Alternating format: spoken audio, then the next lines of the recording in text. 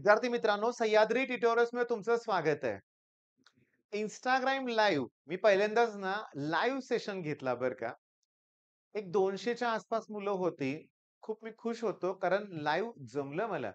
मी आत्तापर्यंत ती गोष्ट टाळत होतो बरं का. कशाला लाईव्ह लेक्चर्स घ्यायचे, निगेटिव्ह कमेंट येतात, मुलं काय पण कमेंट करतात. मी आज शिकलोय बरं का. एक तर पहिली गोष्ट सांगतो बरं का, निगेटिव्ह कमेंट कुणी केलं नाही. ओके. सगळी मुलं छान होती. खूप शंका विचारत होती. त्यात मी ठरवलं, की बरेचसे असे पॉइंट्स मला मिळाले, की ज्याच्यावर व्हिडिओ मी दिवसभरात तुम्हाला प्रोव्हाईड करणार आहे. पण एक माझ्या लक्षात आलं बरं का, की बऱ्याच मुलांचं टार्गेट आहे, की कसा तरी ग्रुपिंगचा क्रायटेरिया क्लिअर करूया. ओके. काही मुलं म्हणत होते, की 60% मार्क अचीव्ह करण्यासाठी कशी स्ट्रॅटेजी असली पाहिजे. ओके. जे जे प्रिपरेशन करतात त्यांचं टार्गेट आहे मिनिमम 75%. मग मला ना व्हिडिओच्या सुरुवातीला एक 2 मिनिटं काही गोष्टी तुम्हाला सांगायच्या आहेत बरं का. आपलं टार्गेट, आपलं ध्येय, आपलं एम हेच डिसाईड करतं, की आपण आयुष्यात पुढे काय करणार आहे ते. आपलं टार्गेट आहे ना हायर लेव्हलचं पाहिजे. ही सगळी चुकीची टार्गेट आहे. मला ना मी तुम्हाला सांगतो माझ्या क्लासमध्ये एक मुलगा आहे शिवम. ओके. त्याचं टार्गेट आहे, की त्याला पूर्ण सगळ्या विद्यार्थ्यांमध्ये टॉप करायचंय. ओके. तो एम-एस-टी, सी-ई-टीची प्रिपरेशन करतोय ना. मग एम-एस-टी, सी-ई-टी देणाऱ्या सगळ्या मुलांमध्ये त्याला टॉप करायचंय. मग ऑब्व्हियसली तो प्रयत्न पण तसाच करतोय. काही जण म्हणतील, "ए येडा आहे का? हे शक्य आहे का? एक कसं किती अवघड आहे ते." डिमोटिव्हेट करतील. नाही होत तो. टार्गेट आहे, करायचं आहे. त्यानुसार स्लो बट स्टेडी स्टडी त्याचा प्रयत्न सुरूच आहे आणि तो प्रयत्न करतोय. मला पण तुम्हाला हेच सांगायचं आहे, की मोठं टार्गेट ठेवा. चला 99% टार्गेट ठेवूया. पर्सेंटेज पर्सेंटाइल वेगळा आहे तुम्हाला माहिती आहे. बोर्डच्या परीक्षेत चाललंय आपलं. एवढे नाही पडले. एवढे नाही पडले. निदान हे टार्गेट तर आरामात अचीव्ह करू ना आपण. तुम्ही हो, अजून एक महान लोकं असतात. त्यांचं टार्गेट असतं, की आम्हाला फक्त पास व्हायचंय बास. 35% मी असे कोल्हापुरात बॅनर बघितलेत बरं का, की 10वी चा रिझल्ट लागलाय आणि त्या विद्यार्थ्याला सगळ्या विषयात 35, 35, 35, 35 मार्क आहेत. ओके. आणि पालकांनी अख्ख्या गावात बॅनर लावलेत. काय आनंद झाला कुणास ठाऊक. जाऊ दे. ठीक आहे. पण मेन मुद्दा काय मला म्हणायचा आहे, की असल्या गोष्टी नको आहेत. टार्गेट मोठं ठेवा. आपोआप बाकीची टार्गेट छोटी वाटायला लागतील आणि ते अचीव्ह होईल. ओके. बरं या मोठ्या टार्गेटसाठी डेली टार्गेट पाहिजे ना. हा व्हिडिओ तर त्याच्यासाठीच आहे ना. मग डेली टार्गेटमध्ये फिजिक्स, केमिस्ट्री आणि मॅथ्स मग फिजिक्सचा असा टॉपिक देणार आहे तुम्हाला लक्षात घ्या, की जो तुम्ही अगोदर केलेला नसेल, तर आज तुम्हाला फिनिश करायचं एकच टॉपिक ऑसिलेशन. सुरुवातच करा सिंपल पेंडुलमनं. त्याचा पिरियॉडिक टाईम.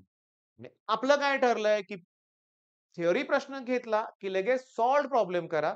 नंतर एक्सरसाइजमध्ये शोधा सिंपल पेंडुलमचं कुठलं न्यूमेरिकल आहे का ते सॉल्व्ह करा.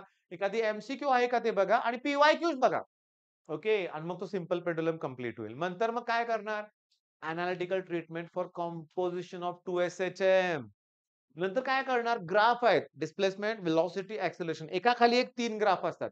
2 आहेत वेगळे-वेगळे प्रश्न. Particle starts from mean position, particle starts from extreme position. अरे हो, पण तुम्ही सह्याद्री ट्युटोरियल ऑसिलेशन सर्च करा.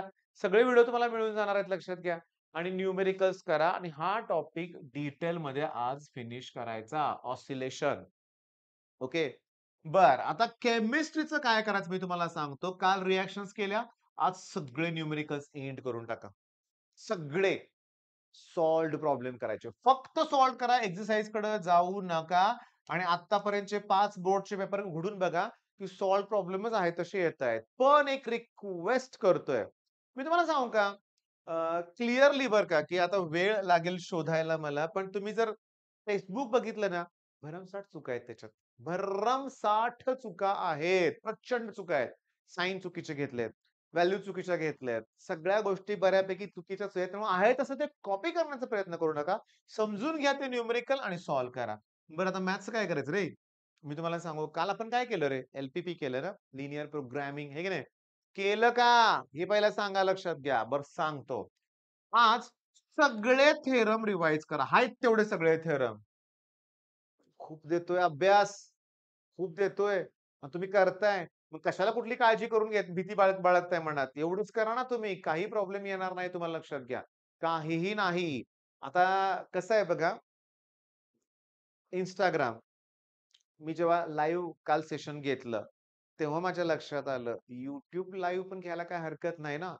आणि YouTube लाईव्ह सेशन मोठं-मोठं होणार बरं का लक्षात घ्या. सिरियसली मोठं होणार. मला असं वाटतंय एखादं लाईव्ह सेशन घेणार बरं का मी 2-4 दिवसात सगळी अरेंजमेंट करतोय आणि सगळे न्यूमेरिकलच घेतले तर लाईव्ह. एक नंबर. सॉलिड स्टेट पासून सगळे न्यूमेरिकल्स घेऊया ना. सॉल्व्ह प्रॉब्लेम सगळे समजावून सांगूया तुम्हाला. काय प्रॉब्लेम येणारच नाही. ओके. लवकर. घेऊ का सांगा? एक प्रकारचा मी पोल घेतोय लक्षात घ्या. तुम्ही नाही म्हटला तरी घेणार आहे मी. का? करणारी थोडी मुलं असतात रे. ती करतात तरी बास होते लक्षात घ्या. समाधान वेगळंच मिळतंय. बरं, एक वेगळ्याच विषयावर काल व्हिडिओ तयार केला होता. त्यालाही तुमचा चांगला प्रतिसाद मिळाला. मनापासून धन्यवाद. नेहमी आयुष्यात दुसऱ्यांना मदत करा. दुसरे कसे प्रगती करतील असा विचार करा. म्हणजे आपली प्रगती करून पण हे लक्षात घ्या. म्हणजे सांगायचा उद्देश हसण्याचा म्हणजे मुद्दा हसण्याचा पॉइंट नाही हा. पण स्वार्थी बनू नका. जेव्हा तुम्ही दुसऱ्यांच्या प्रगतीचा विचार कराल, दुसऱ्याला मदत कराल, तेव्हा वरून युनिव्हर्सकडून आपोआप तुमची प्रगती होत राहते. माझा हा 45 वर्षाचा अनुभव आहे. तो मी अनुभवलाय पदोपदी. दुसऱ्याचं कधीही नुकसान करायचं नाही लक्षात घ्या जाणून-बुजून. कधीही नाही. ओके. आणि कोणी तुम्हाला त्रास दिला असेल, त्याला माफ करा. माफी मागा. आपल्याकडून काही चुकलं असेल तर माफ करा. जर समोरच्याचं काही चुकलं असलं तरी मग तुम्ही बघा आनंदात राहाल. ओके. All the best. धन्यवाद.